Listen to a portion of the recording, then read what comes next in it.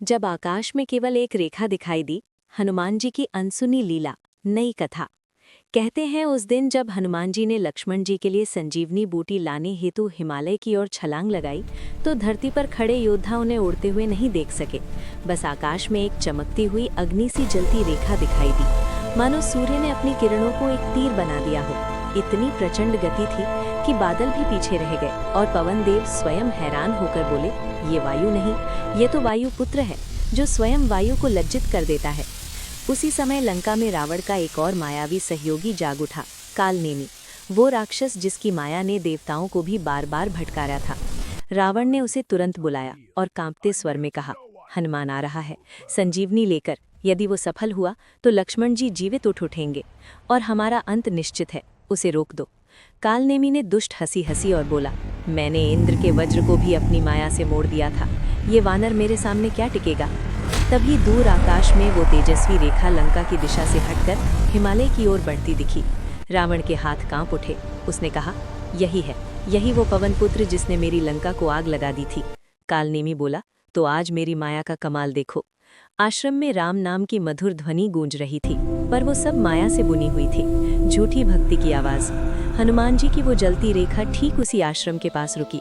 वे उतरे, रूप छोटा किया और ऋषि को देखकर विनम्रता से प्रणाम किया, पर उनकी आंखों में वो दिव्य ज्योति थी। वे तुरंत समझ गए कि यहाँ कुछ गड़बड़ है, ये साधना नहीं, छल है। हनुमान जी ने मुस्कुराते हुए कहा, महात्मन, प्यास लगी है, थोड़ा जल मिलेगा। जैसे ही उन्होंने हाथ जोड़कर जल मांगा और अंजलि में जल लिया, जल के भीतर से एक दिव्य देवी प्रकट हुई। वे स्वयं पर्वत की रक्षा करने वाली देवी थीं, जिन्हें माया ने बांध रखा था। देवी बोली, हे रामदूत, ये ऋषि नहीं, ये कालनेमी नामक मायावी राक्षस है, सावधान। क्षण भर में हनुमान जी का रूप विकराल हो उठा। आकाश में गूंजा, जय श्री राम। इन्होंने अपनी पूंछ को घुमाया और धरती पर एक ऐसा प्रहार किया कि पूरा आश्रम कांप उठा।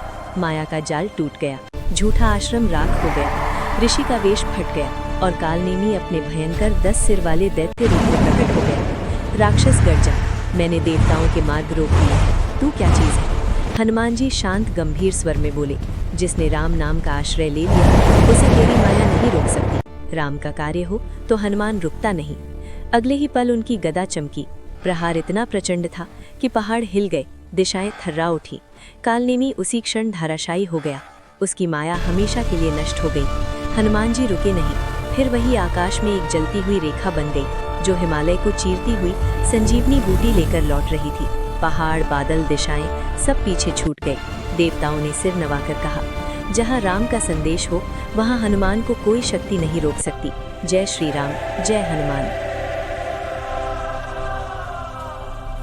कृपया मेरे चैनल को लाइक करें, सब्सक्राइब करें और शेयर करें। धन्यवाद।